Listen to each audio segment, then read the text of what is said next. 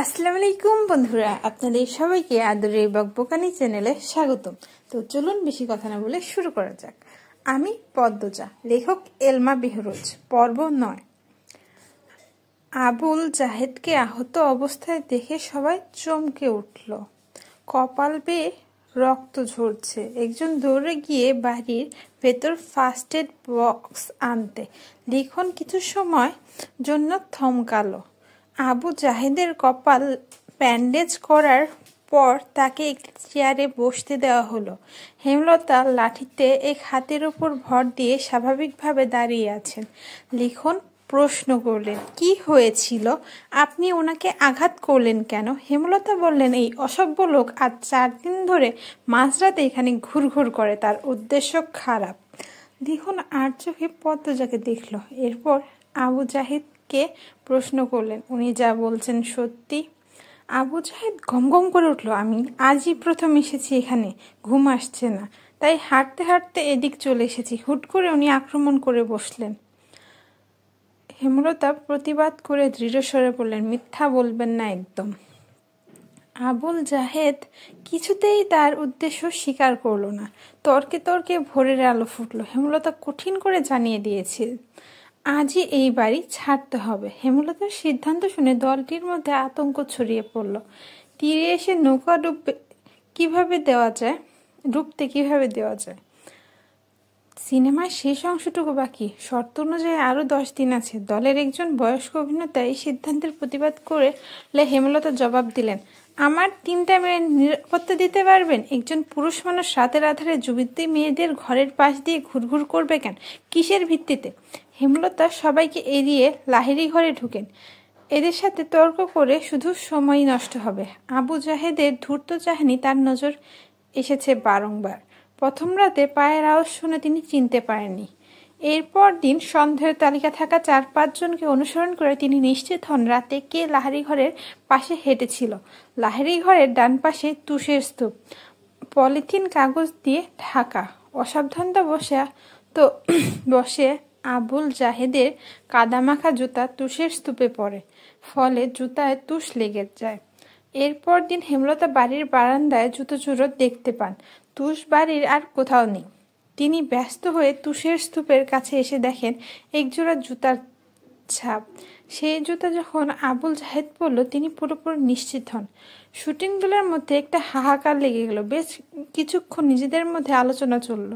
এরপর সবাই মোর্শেদকে ধরল, বিনিময়ে আরও টাকা দিতে রাজি। হেমলতার ধমকের ভারে তখন চুপ হয়ে গেল। টাকার কথা শুনে মোর্শেদের চোখ দুটি জল জল করে উঠল। ঘরে এসে হেমলতার সাথে দ্বন্দ্বমার ঝগড়া লাগিয়ে দিলেন। হেমলতা কিছুতেই রাজি হননি। শেষ অবধি তিনি নিজের সিদ্ধান্তে অনড় থাকতে পারলেন না। দলের কিছু ভালো মানুষের অনুরোধ ফেলতে গিয়ে তিনি অস্বস্তি বোধ করছিলেন। 10 দিনের বদলে 5 দিনের সময় দেন। হেমলতা স্বস্তিতে নিঃশ্বাস ফেলেন। ভাগ্যিস কোনো ঘটনা ঘটার আগেই ব্যাপারটা খোলাসা হয়েছে। বেশ গরম পড়েছে আজ।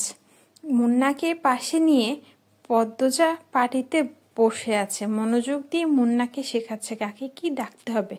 আমায় ডাকবি বড় আপা, পূর্ণাকে ছোট আপা, প্রেমা তো তোর সমান, তাই প্রেমা ডাকবি। দুজনে মিলেমিশে থাকবি, বুঝেছিস? বুঝছি। আম্মাকে তুইও আম্মা বলে ডাকবি। আমাদের আম্মা আব্বা আজ থেকে তোরও আম্মা আব্বা, বুঝেছিস?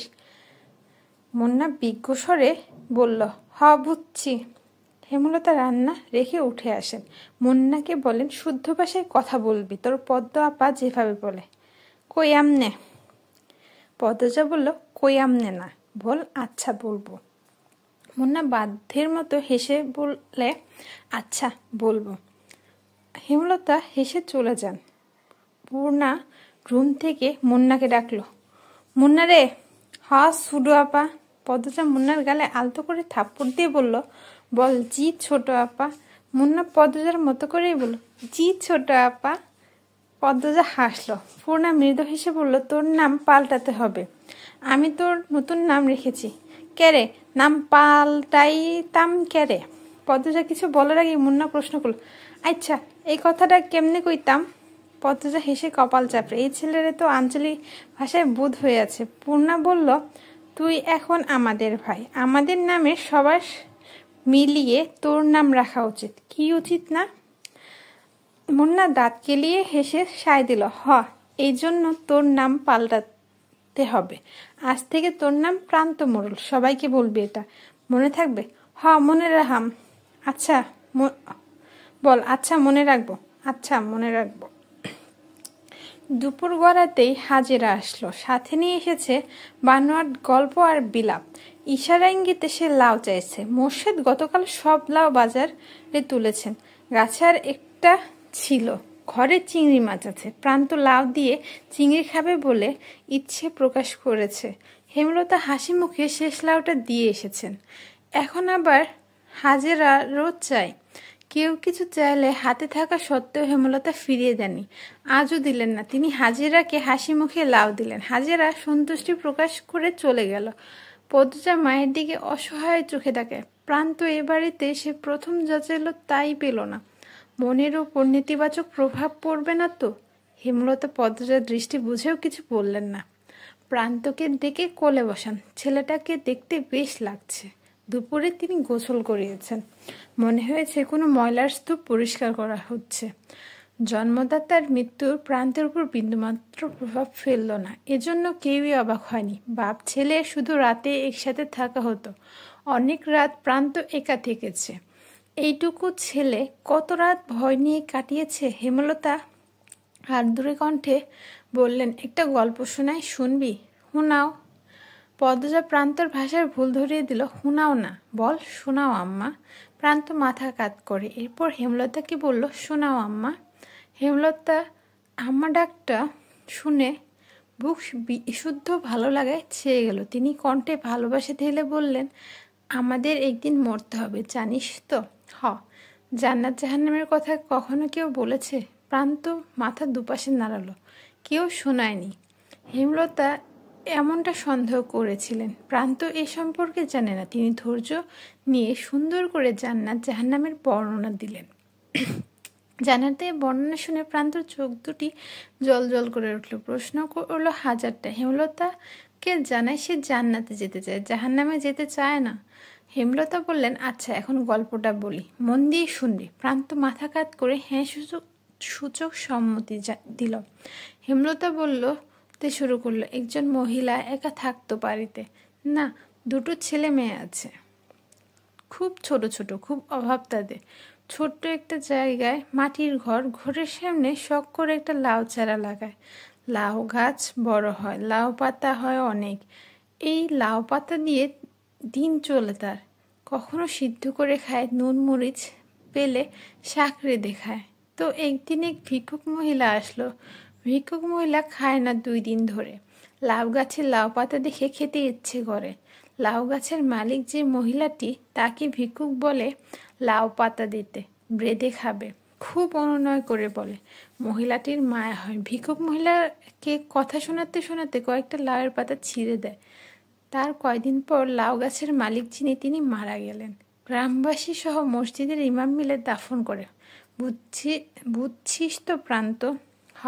প্রান্ত মনোযোগ দিয়ে শুনছে। সে খুব মনোযোগী শ্রোতা।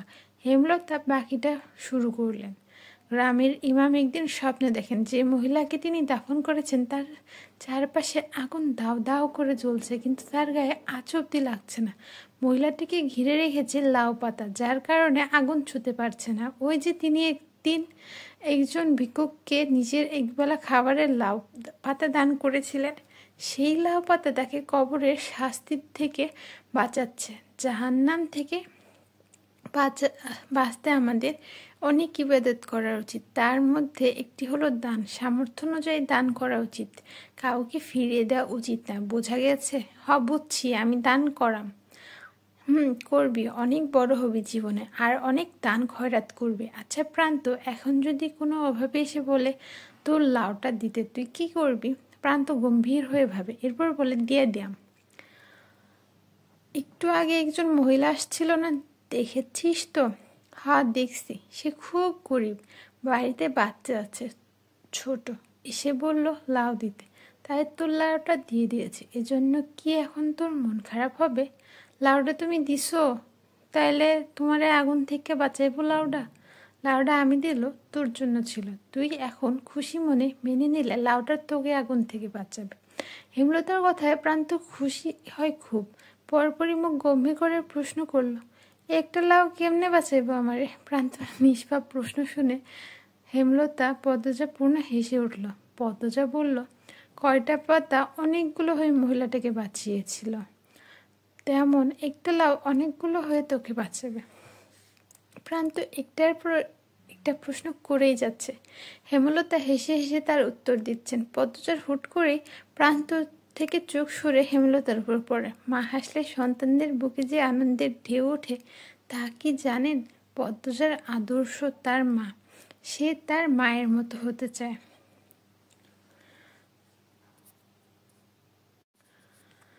5টি দিন শেষ। শুটিং দলের মধ্যে খুব ব্যস্ততা, সবকিছু গোছানো হচ্ছে। 5 দিনে তাড়াহুড়ো করে শ্যুট শেষ করা হয়েছে। লিখন উঠানে চেয়ার নিয়ে বসে আছে। চিত্রা এসে তার পাশে বসলো। কাশির মতো শব্দ করে লিখন মনোযোগ পেতে। লিখন তাকালো, ম্লান মুখে প্রশ্ন করলো, সব গোছানো শেষ? শেষ। তুমি কি কিছুই গুছাওনি? বিকেলে রওনা দেব। আমার আর কি আছে গোছানোর, দুপুরেই শেষ করে ফেলবো। মন খারাপ? লিখন কিছু বলল না। লাহারি ঘরের দিকে তাকালো। দৃষ্টিতে শূন্যতা, কিছু ফেলে যাওয়ার বেদনা। বুকের বাঁ পাশে চিনচিন করা ব্যথা। চিত্রা হাত ঘড়ি পড়তে পড়তে বলল, ছোট বোনের সমান বলে ছোট বাঁকিয়েছিলে, এখন তারই প্রেমে পড়লে? লিখন কিছু বলল না, দীর্ঘশ্বাস ফেলল। চিত্রা বলল, পদ্মজা কিন্তু অনেক বড়ই, আগামী মাসে ওর 17 বছর হবে শুনেছি। এই গ্রামে 17 বছর বয়সী অবিবাহিত মেয়ে হাতে গোনা কয়টা? পদ্মজার শ্রেণীর বেশিরভাগ মেয়ে বিবাহিত, আর খুব কম মেয়ে পড়ে। চিত্রার কথা অগ্রাহ্য করে লিখন বলল, তোমার বিয়েটা কবে হচ্ছে? বছরের শেষ দিকে, সব ঠিকঠাক থাকলে আর ভগবান চাইলে। কিছুক্ষণের মধ্যে সবাই ঢাকা রওনা দেবে। হেমলতা মোর্শেদ বিদায় দিতে এসেছেন। দলটা 3-4 জনের চরিত্রের সমস্যা থাকলেও বাকিরা খুব ভালো, হেমলতার সাথে মিশেছে খুব, নিজের বাড়ি মনে করে থেকেছে, বাড়ির দেখাশোনা করেছে। লিখন হেমলতার আড়ালে একটি সাহসিকতার কাজ করে ফেলল। ব্যস্ত পায়ে লাহারি ঘরে আসলো। বারান্দায় বসেছিল পদ্মজা।